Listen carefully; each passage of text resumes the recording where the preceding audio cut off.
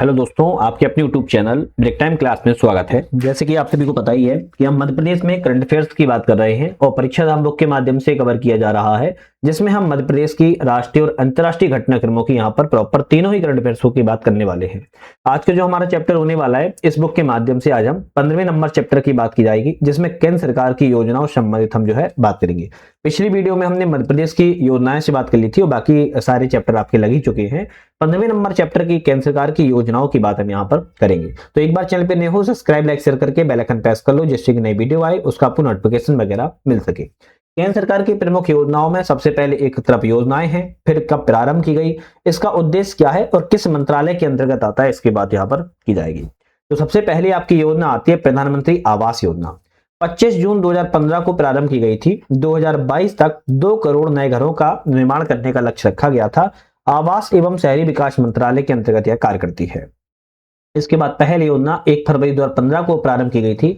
LPG cylinder की subsidy के पैसों को सीधे उपभोक्ता के बैंक खातों में डालना इसका उद्देश्य है और DBTL direct benefit transfer for LPG योजना भी इसे कहा जाता है। इसके बाद हृदय योजना की शुरुआत 21 जनवरी 2015 की गई थी। देश के चयनित 12 शहरों की सांस्कृतिक धरोहर को फिर से जीवित करना है और यह भी आपकी आवास शहरी विकास मंत्रालय के अंतर्गत कार्य करती है।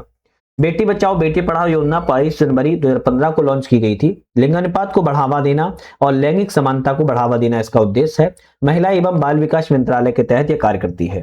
प्रधानमंत्री मुद्रा योजना, मुद्रा का मतलब micro unit development and refinance agency, इसका फुल फॉर्म है। प्रधानमंत्री मुद्रा योजना 8 अप्रैल 2015 को लॉन्च की गई थी। सूक्ष्म उद्यमों के क्षेत्र के विकास के लिए वित्तीय सहायता प्रदान करना है।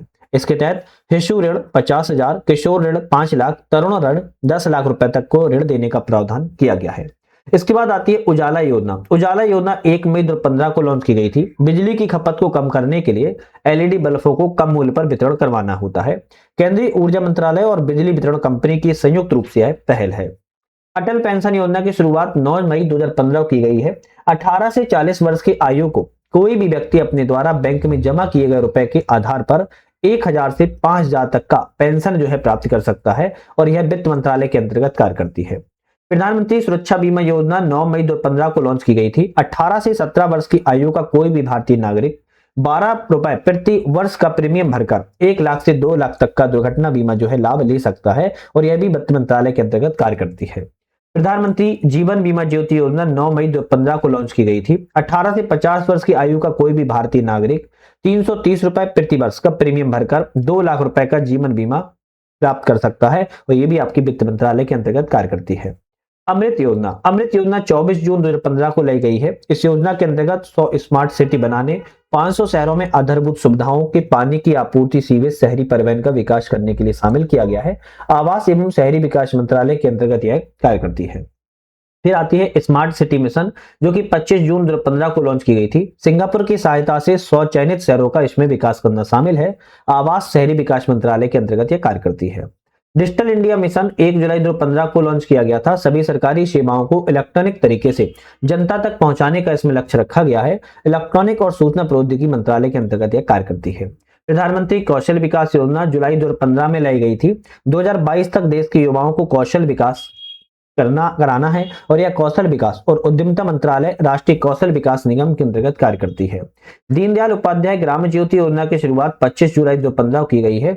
सभी गांवों का विद्युतीकरण करना है। विद्युत वितरण कंपनियों को वित्तीय स्थिति में सुधार लाना है। विद्युत मंत्रालय के अंतर्गत यह कार्य करती है।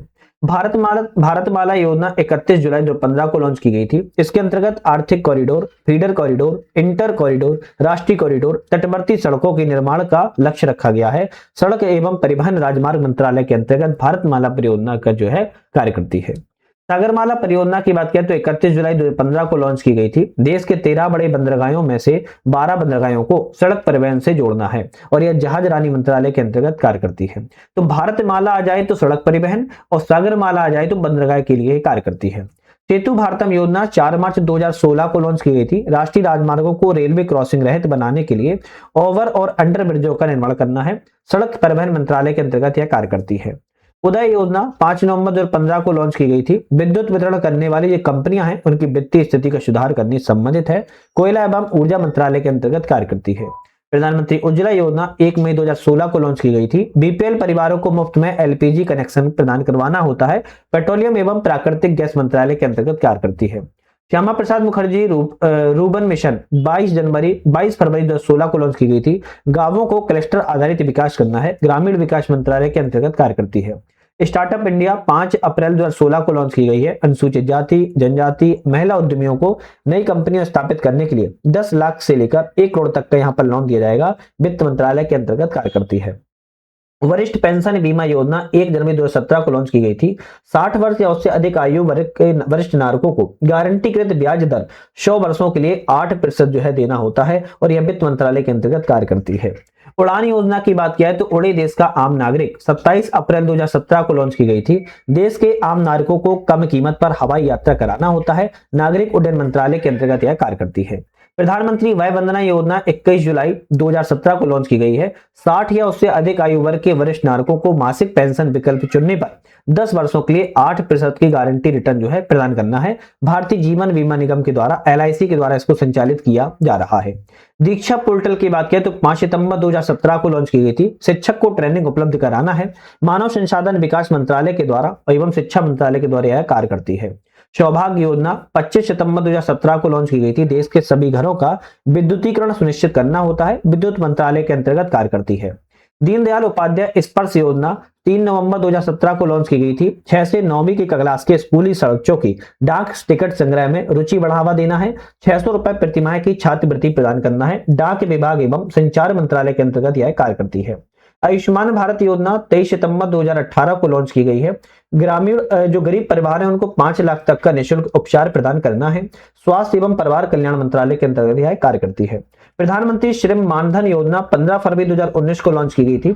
18 से 40 वर्ष के असंगठित क्षेत्र के जो श्रमिक हैं उनकी मासिक आय 15,000 रुपया या उससे कम है वही योजना के पात्र होंगे। श्रम मानधन योजना के अंतर्गत श्रम रोजगार मंत्रालय 60 वर्ष की आयु पर 3,000 रुपए मासिक पेंशन के रूप में जो इसमें प्रदान की जाती है। पीएम किसान सम्मान निधि योजना 24 फरवरी 2019 को लॉन्च की गई थी। देश के सभी किसानों को 6,000 रुपए की प्रत्यक्ष आर्थिक सहायता दी जाती है। एक वित्तीय वर्ष में 2-2 हजार रुपए की 3 किस्तें समान किस्तें जो है इसमें प्रदान की जाती है। कृषि एवं किसान कल्याण मंत्रालय के अंतर्गत यह कार्य करती है। प्रधानमंत्री किसान मानधन योजना 12 सितंबर 2019 को लॉन्च की गई थी। 18 से 40 वर्ष के किसानों के जिनके पास 2 हेक्टेयर तक की खेती की जमीन है वही योजना के इसमें पात्र होते थे। कृषि किसान कल्याण मंत्रालय के अंतर्गत 60 वर्ष की आयु होने पर न्यूनतम रुपया 3,000 रुपए प्रति पेंशन प्राप्त की जाती है। पीएम स्वनिधि योजना 1 जून 2020 को लॉन्च की गई थी। देश में छोटे व्यापारियों और रेहड़ी वालों को 10,000 तक का ऋण प्रदान करना है। आवास और शहरी विकास मंत्रालय के अंतर्गत कार्य करती है। प्रधानमंत्री मत्स्य संपदा योजना 10 सितंबर 2020 को लॉन्च की गई थी। योजना के तहत क्रेडिट कार्ड धारक किसानों को मछुआरों को बिना किसी गारंटी के 2 लाख तक का लोन प्रदान करना होता है। मत्स्य पालन पशुपालन डेयरी मंत्रालय के अंतर्गत यह कार्य करती है। पीएम वाणी योजना 9 दिसंबर 2020 को लॉन्च की गई थी। सभी सार्वजनिक स्थलों पर वाईफाई की सुविधाओं को उपलब्ध करवाना है। संचार मंत्रालय दूरसंचार विभाग के अंतर्गत यह कार्य करती है। पीएम मित्र योजना 2023 में लॉन्च की गई थी। टेक्सटाइल इंडस्ट्री को इंटीग्रेटेड इकोसिस्टम प्रदान करना, 7 टेक्सटाइल पार्कों का निर्माण करना और वस्त्र मंत्रालय के अंतर्गत यह कार्य करती है। अग्निपथ योजना 14 जून 2022 को लॉन्च की गई थी। अग्निवीरों को 4 साल के लिए तीनों सेनाओं थल सेना, नौसेना, वायु सेना में भर्ती कराना है। रक्षा मंत्रालय के अंतर्गत यह कार्य करती है।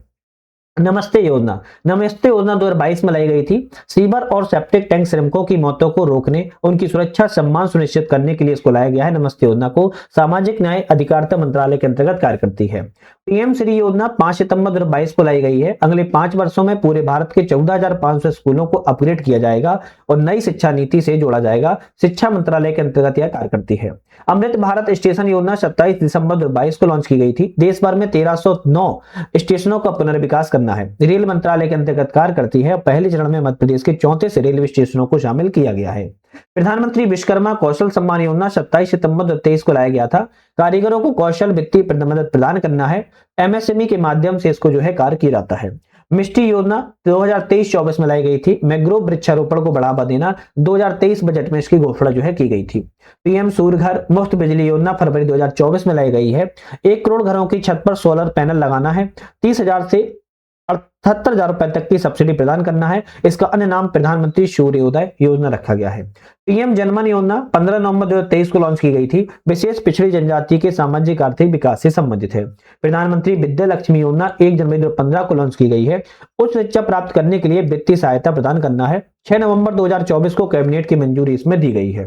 पीएम क्षेत्रीय योजना अक्टूबर 2025 में लॉन्च की गई थी। औद्योगिक प्रशिक्षण संस्थानों के माध्यम से देश के युवाओं के विश्व की कौशल मांगों को बढ़ावा देना है। पीएम राहत योजना फरवरी 2026 में लॉन्च की गई थी। सड़क दुर्घटना पीड़ितों के लिए अस्पताल में भर्ती और सुनिश्चित उपचार करना है। पीड़ितों को 1.5 लाख तक को नगद उपचार यहाँ पर प्रदान जो है किया जाता है। तो आज हमने यहाँ पर केंद्र सरकार की प्रमुख योजनाओं संबंधी बात की है और पिछली वीडियो में मध्य प्रदेश की योजनाओं संबंधी बात की थी। आई थिंक ये चैनल आपको इंपॉर्टेंट लग रहा होगा। चैनल को लाइक से सब्सक्राइब जरूर एक बार कर लीजिएगा। आज के लिए धन्यवाद।